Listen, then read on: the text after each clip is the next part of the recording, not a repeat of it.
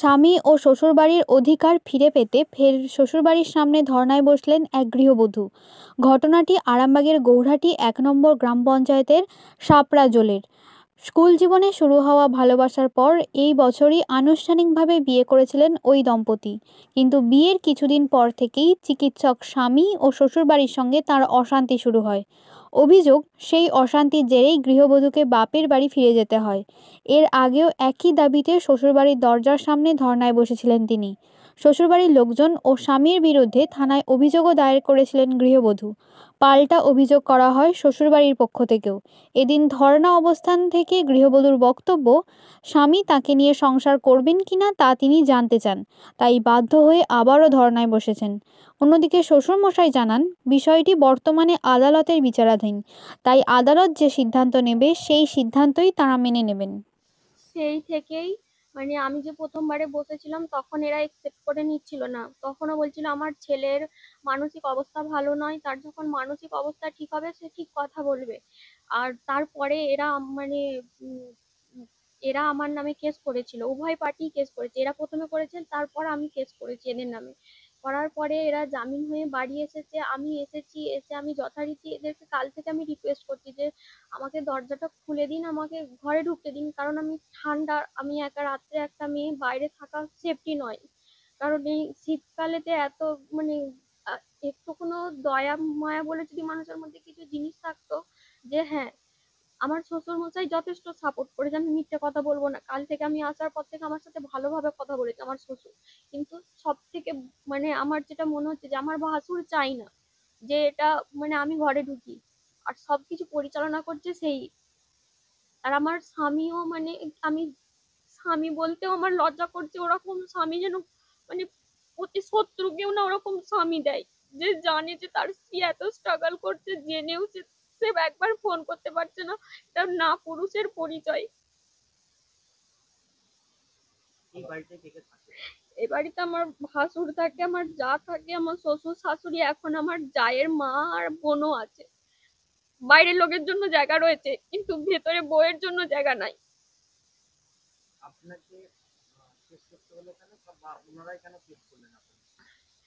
আমাকে কেস করতে হয়েছে, ওনারা আমার নামে কেস করেছে এটা বলে যে আমার ভাই, আমার দুটো ভাই, আমার মামা ওনার মাকে রেপ, আমার শাশুড়ি মাকে রেপ করেছে।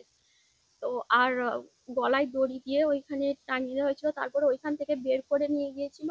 সে আমি কেস করিনি, আমাকে যখন ওরা কেস করেছে, লিগেলি স্টেপ নিচ্ছে, আমাকে তখন ডক্টর নিজে বললেন যে তোমার শরীরে তো অনেক জায়গায় চোট রয়েছে। আমার হাজবেন্ড আমাকে মারতো, সেটা আমি মেনে নিচ্ছি যে হ্যাঁ, আমার হাজবেন্ড আমাকে মারতেই পারে, সে আমার হাজবেন্ড হয়, আমার সাথে সে ভাইলেন্স করতেই পারে, আমি সেটা অ্যালাউ করতে পারি, কিন্তু আমি আর আদার্স অন্য কাউকে অ্যালাউ করবো না। আমাকে মানসিক ভাবে টর্চার প্রচন্ড করা হয়েছে। 4 মাস, যেমন ওরা বলছে যে আমার বিয়ে হয়েছে 6 মাস, 4 মাস, বিয়ের 4 মাস পর থেকেই ঝামেলা, 4 মাস বিয়ের দিন থেকেই ঝামেলা। বিয়ের দেখাশোনা নয়, আমরা ক্লাসমেট ছিলাম। আমার আমার হাজবেন্ড আমাকে ভালোবাসতো, বাট আমি তখন ওকে ভালোবাসতাম না। আমার শ্বশুর আর আমার ভাসুর আমার বাড়িতে গিয়ে বিয়ের কথা প্রস্তাব দিয়েছিল যে আমার বাবাকে, যখন আমার বাবা বেঁচে ছিলেন। কিন্তু আমার বাবা মরে যাওয়ার পরেতে, বিয়ের পরে সেরকম কিছু দেনা পাওনা দিতে পারেনি। 7 ভরির মতন সোনা দিয়েছিল, আলমারি, ড্রেসিং টেবিল, এই সমস্ত কিছু দিয়েছিল। কিন্তু বিয়ের পর থেকেই আমাকে শুনতে হয় যে দেনা পাওনাটা যদি আরেকটু বেশি হতো, তাদের ছেলে ডাক্তার, তারা বেশি ডিজার্ভ, ডাক্তার ছেলে যেহেতু, তাই ডিজার্ভ বেশি করে। আর যখন এটা আমি আমার হাজবেন্ডকে বললাম, সে তখন আমাকে একটাই কথা বললো যে দেখো, জিনিস থাকলে তো তুমি করবে, এটা লোকের কাছে শোনার জন্য। আমার আব্বা মা বলছে যাতে লোকের কাছে নাম হয়, তার জন্য হয়তো এটা বলছে। বিয়ের পর থেকে বেশিরভাগই এই এই জিনিসগুলো নিয়ে। আর আমার যা, আমার ভাসুর, এরা আমাকে কম করেনি। এরা নিজেরা নিজেরা আমাকে খারাপ করে, নিজেরা শ্বশুর শাশুড়ির কাছে এমন সেজে রয়েছে যেন ওদের মতন ভালো কেউ নাই। কিন্তু আমি তো জানি আমাকে কে কি কথা বলেছে না বলেছে আমাদের পারিবারিক ঝামেলা নিয়ে। আর না, আমি এখানে কোনো পলিটিক্যালের যে আমাদের এখানে যে পঞ্চায়েতের যে প্রধান, তার কাছ থেকে না কোনো সাহায্য পাচ্ছি। আমি থানায় গিয়েছি, থানা আমাকে মানে ওপেনলি বলছে যে আমার হাজবেন্ড আমাকে দিয়ে ঘর করতে চায় না। আমি মেনে নিচ্ছি আমাকে নিয়ে ঘর করতে চায় না, আমাকে নিয়ে ঘর করতে হবে না, কিন্তু অ্যাটলিস্ট সে আমাকে একটা কিছু তো একটা বলুক, আমার সামনে এসে বলুক যে আমি তোমাকে নিয়ে ঘর করতে চাই না। আমার জীবনটা নষ্ট করেছে, তার কি দাম? আমি যে তার জন্য 12টা বছর অপেক্ষা করেছিলাম, তার কেরিয়ারের জন্য সে ডাক্তার হবে পড়াশোনা করছিল বলে আমি তার জন্য 12টা বছর অপেক্ষা করেছিলাম। তাহলে আমার 12 বছরের দামটা দিয়ে দেখ। আমার ভাই এসেছিল, আমার ভাইকে মেরে তার হাত ভেঙে দিল। হাত ভেঙে দিয়ে তার হাতে অপারেশন পর্যন্ত করতে হয়েছে, প্লাস্টার করে জোড়েনি। তারপরেও আমারই ভুল, আমি মেনে নিচ্ছি। তারপরেও আমি ওনাদেরকে কালকে যে বললাম যে আমি সব মেনে নিচ্ছি আমার ভুল, কিন্তু কোথাও না কোথাও তোমাদেরও তো একটু ভুল ছিল। সবটাই তো আর আমার ভুল হতে পারেনি। আমি মিডিয়া ডেকেছি, আমি ভুল করেছি। আমি আপনাদেরকে মানে মিডিয়া হয়েছিল, সেটা নাকি ওদের খুব আত্মসম্মানে লেগেছিল, কিন্তু বাড়ির বউ যে বাইরে বসে রয়েছে সেটাতে আত্মসম্মানে লাগে না। বাড়ির বউ যে বাইরে বসে বসে রাত কাটাচ্ছে, তাকে কাল থেকে না পানি পোছা হয়েছে, না খাবার দেওয়া হয়েছে, না কিছু হয়েছে, সেটাতে তাদের আত্মসম্মানে লাগছে না।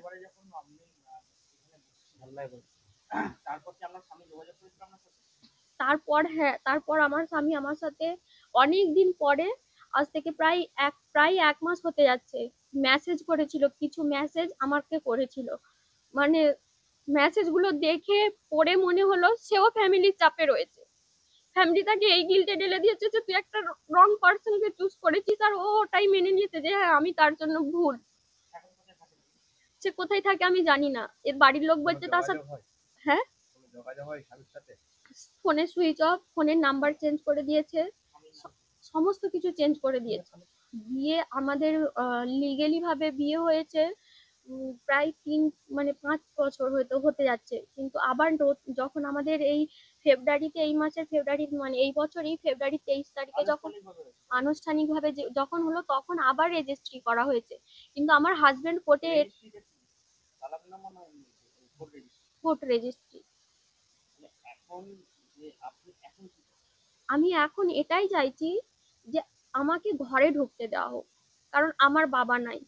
ঠিক আছে, আমার নিজের আত্মসম্মানে লাগছে যে আমি এখানে বসে রয়েছি, বারবার হই হাল্লা করতে আমার নিজের, আমার নিজের গিল্ট ফিল হচ্ছে কেমন একটা ভেতর থেকে, যে আমি নিজের ইমেজটাকে আর খারাপ করতে চাই না।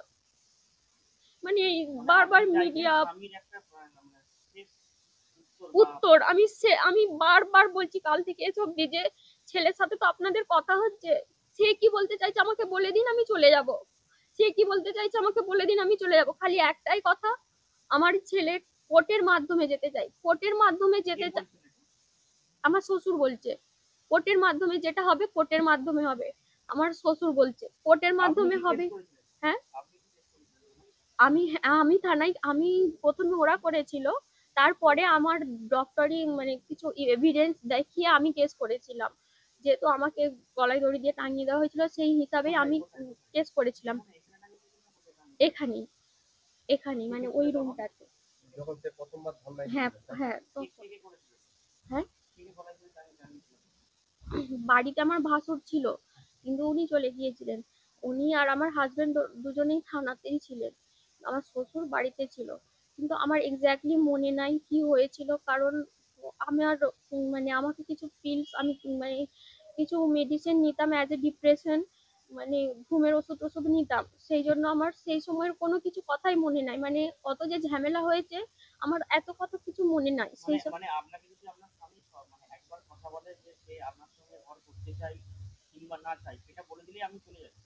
হ্যাঁ, আমাকে বলে দিক, সে কি চাইছে, আমি ঘর করতে চাইছে কি চাইছে না। আর যদি না চাই, তাহলে আমার যে এতদিনের যে জীবনটা নষ্ট করেছে, সেই নষ্টের কারণে আমিও চাইবো যে তার তার অ্যাটলিস্ট আমি 12 বছর তার জন্য অপেক্ষা করেছি, সে আমাকে নিয়ে 12 বছর ঘর করুক। লাস্ট দেখা হয়েছিল জুলাই মাসের 1 তারিখে। এই বাড়ি থেকেই আমাকে ভালো মুখের পাঠিয়ে দেওয়া হয়েছিল আমার মায়ের বাড়ি। হ্যাঁ, মানে জুলাই মাসের 1 তারিখে আমার ভাইদেরকে ডেকে, হ্যাঁ এখানেই থাকতাম আমি। আমার শ্বশুর শাশুড়ি, আমাদের একটু ঝামেলা হচ্ছিল। আমার শ্বশুর শাশুড়িরা খুব আমার ভাইকে মেরে হাত ভেঙে দিয়েছিল বলে লোক নিয়েছে যে, আমার ভাই মা এসে বলেছিল যে কেন আমার ছেলের মেরে হাত টাত ভাঙলে আর ভাঙলে, এরকম জিজ্ঞাসা করেছিল বলে ওদের আত্মসম্মানে লেগেছিল। সেই জন্য আমার শাশুড়ির অ্যাডজাস্টমেন্ট করতে আমার সাথে অসুবিধে হচ্ছিল। আমার বাড়ি থেকে আমার মা বাপ, আমার বাবা তো নাই, আমার ভাইদেরকে ডাকলো, ভালো মুখেই ডাকলো যে আয়, এসে তোরা তোর বোনকে নিয়ে যা, কিছুদিন তোদের ওখানে রাখ, তারপরে পরিস্থিতি যখন নর্মাল হয়ে যাবে তখন নিয়ে চলে আসবি। সেটা বলেই আমাকে পাঠানো হয়েছিল। কিন্তু সেই যে পাঠানো হয়েছিল তারপর থেকে আমাকে আর এই ঘরেতেই ঢুকতে দেওয়া হয়নি। আমি জানি না যে আমাকে পাঠাচ্ছে যে এত কিছু ছল করে বা এত কিছু ভেবে চিন্তে পাঠাচ্ছে আমাকে। আমি কখনো ভাবিনি, আমি তাহলে যেতাম না এখান থেকে। আমি চাইছি আমার হাজবেন্ড যেখানেই থাকুক সে অ্যাটলিস্ট আমার সাথে কন্ট্যাক্ট করুক। সে আমার সাথে যে আমার যে জীবনটা নষ্ট করেছে, আমার জীবনের নষ্ট করার কিছু পরিমাণ আমাকে দে। যে যে- যে- এটা সাঁপ্রজল, বড় সাঁপ্রজল। মানে আমার স্বামী হয় সে পানিশ পাক, এতটাই পানিশ পাক যে আমার 12 বছরের কষ্টটা যেন মিটে গেছে, আর নাহলে পুরো পরিবার পানিশ হোক। এটা গৌরহাটি 1 পঞ্চায়েত। না, আমি কাল থেকে কিছুই খাইনি। আমার শ্বশুর ভাত দেওয়ার কথা বলেছিল, কিন্তু রাত্রে বলেছিল, তারপরে কেন দেয়নি জানি না। যতটা সম্ভব আমার বড় ভাসুর মানা করেছে যে না, ওকে কিছু খেতে দেওয়া হবে না। আমি না খেয়েই আছি, আমি কাল থেকে না খেয়েই আছি। কালকে কিছু দিচ্ছিল না ওরা, তারপরে আমি বললাম যে আমাকে ঠান্ডা লাগছে, আমাকে বের করে দাও, তাও দিচ্ছিল না। তারপর আমার শ্বশুর লাস্টে যখন দেখলো যে মানে খুবই ঠান্ডা, আমার কাছে বসেছিল, যথারীতি আমার কাছে বসেও ছিল। আমাকে কাল কাল পর্যন্ত আমার শ্বশুর আমাকে খুব সাপোর্ট করেছে। মানে আমারও মনে হলো যে সত্যি মানে হয়তো ভালো, এবার সবকিছু ঠিক হয়ে যাবে কালকের ব্যবহার দেখে। কিন্তু সেই মানে রাত্রের বেলা আবার হঠাৎ করে কি হলো কি জানি, আমাকে না খাবার দিল না কিছু দিল। রাত্রে বাইরে বেরিয়ে একবার জিজ্ঞাসাও করলো যে তোকে খুব ঠান্ডা লাগছে। আমি বলছি এতই যদি তোমার দয়া হচ্ছে তাহলে একটু দরজাটা খুলে দিলেই পারো, আমি তাহলে আমার যে রুমে শুয়ে পড়ি। কিন্তু না, খোলেনি তো। বড় বাড়িতে গেস্ট আছে, তাদের জন্য জায়গা রয়েছে, বৌমার জন্য কেন জায়গা নেই? আমি কি করেছি? তাহলে তাদের ছেলের যদি আমি মেনেই নিচ্ছি, যদি আমার হাজবেন্ডের যদি কোথাও কিছু সম্পর্ক থেকেই থাকে, এক্সট্রা ম্যারিটাল এফার্ট যদি থেকেই থাকে তার, তাহলে সে আমাকে সামনে থাকতে কেন বলছে না? কেন সে মানে আমার সামনে কেন আসছে না, বা আমাকে ফোনই বা কেন করছে না? কিসের জন্য? আমি কেস করেছি বলে? উল্টে তো আমাকেও কেস করেছে, আমার নামেও চুরি কেস দিয়েছে আমাকেও। আমি নাকি চরিত্রহীন, আমার চরিত্র খারাপ। 12 বছর লয়াল থাকার পরে যদি কোনো মেয়েকে শুনতে হয় যে তার চরিত্র খারাপ, আমার তো মনে হয় সেই ছেলেটা সব থেকে বড় চরিত্র খারাপ। আমার স্বামী এমবিবিএস করেছে, এখন শুধুমাত্র এমবিবিএস করেছে, কিন্তু স্পেশালিস্ট কিছু এর হয়নি। আমি কালকে এসতেই বলেছি ওকে, আমি মাত্র 5 মাস আমার নামে কেস করেছে ও, বোধনিয়তন অ্যাটেম্প টু মার্ডার আর শ্লীলতাহানি কেস করেছে। 5 মাস পর জামিন পেয়ে আমি এসেছি। তাও যে মেন আসামি সে এখন জামিন পাইনি, আমার ছেলে। আমি ওনাকে বললাম, আমি ওনাকে বললাম যে আমি এইমাত্র ঘরে এসেছি, খুবই মর্মাহত। আমার ছেলেও, আমার ওয়াইফও শরীর ঠিক নাই। আইনের পথে যাবে। ওরাও কেস করেছি, আমরাও কেস করেছি, কোর্টের ব্যাপার চলে গেছে। আইন যেটা বলবে আমি মেনে নেবো, মাথা নত করে মেনে নেবো। তাছাড়া আমি আর কিছু বলতে পারবো না। আপনারা কি বৌমাকে কি না, আমি আর কোনো কথা বলতে পারবো না। আপনারা কি বৌমাকে বাড়ি ঢুকাবেন? এখন তো আপনার বাড়ির সামনে ধর্ণায় দিয়েছে। না, আমি শুনুন, এর আগে মিডিয়া করেছে আমাকে পুরো দুনিয়ার সামনে, দুনিয়ার নজরে আমি মুখ দেখানোর লায়ক নয়। আমাকে লায়ক করে না। জোর করে আমি চাবি দিয়ে অবস্থায় ছিলাম, জোর করে ওই ঘরেতে গলায় দড়ি দিয়েছে। যদি আমি দিয়ে দিতাম তাহলে দরজা ভেঙে ঢুকতে হতো না। লক করা, ভিতর থেকে লক করা, সে অবস্থায় গলা দড়ি দিয়ে মিথ্যা অপবাদ দিয়ে ওই দরজা ভেঙে ঢুকেছে। বাইরের লোক এসে ঢুকে বার করেছে। এত বড় মিথ্যা অপবাদ। শুনুন, শেষ কথা, এত বড় অপবাদ দিয়ে কেস দিয়েছে। আজকে আমার বড় ছেলে বড় মামা বিন্দু মাত্র ওনাকে এই নেশার কোনো রকম সংযোগ নেই। একটা কথা মিনার বিরুদ্ধে কথা বলে নেই, অনেক মেনে নিয়েছে। 4 মাস কাল ওই বড় বউ শরীর খারাপ নিয়ে এনাকে রান্না করে পর্যন্ত সমস্ত কিছু করে খাইয়েছে। চুপ করতে বলেছে। আমি তো কথা বলছি, আমি কোনো কথা বলছি। আমার বড় বউ বড় ছেলে এর মধ্যে ইনভলভ নয় বিন্দু মাত্র। সমস্ত পুরো অপবাদ দিয়ে, সমস্ত মিথ্যে অপবাদ দিয়ে আবার এই করতে চাইছে। আমি পুরো দুনিয়ার চোখে আমি নজরে খারাপ।